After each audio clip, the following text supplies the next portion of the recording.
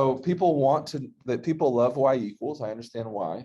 And so the big question people have is, well, why can't I just solve this to be y equals something that depends on x? So we could start with our unit circle here, x squared plus y squared equals 1.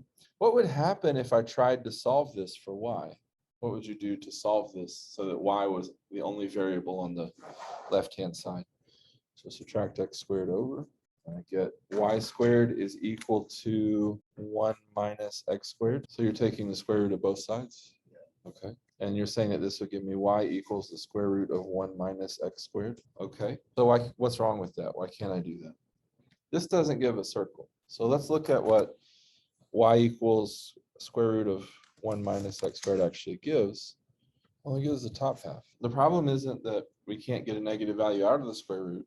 The problem is that when we did this algebra, we made an assumption that's not valid. When you're trying to solve an equation like x squared is equal to a, or y squared is equal to a, and you take the square root of both sides, you actually have to take a positive or a negative square root. When you take a square root, you take a positive or a negative square root. And so what we should have here then is, instead of y equals the square root of 1 minus x squared, what we should have is y equals plus or minus square root of 1 minus x squared.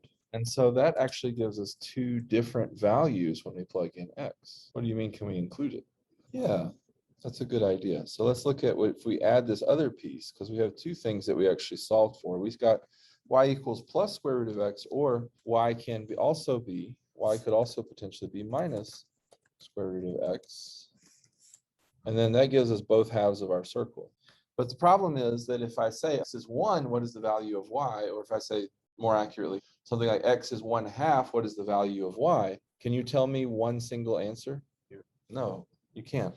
So that's why this is an implicit function and not an explicit function. You cannot always just solve for y. So for instance, if we look at this other example we looked at, where we were saying x times y is equal to 1, that one you can solve for y.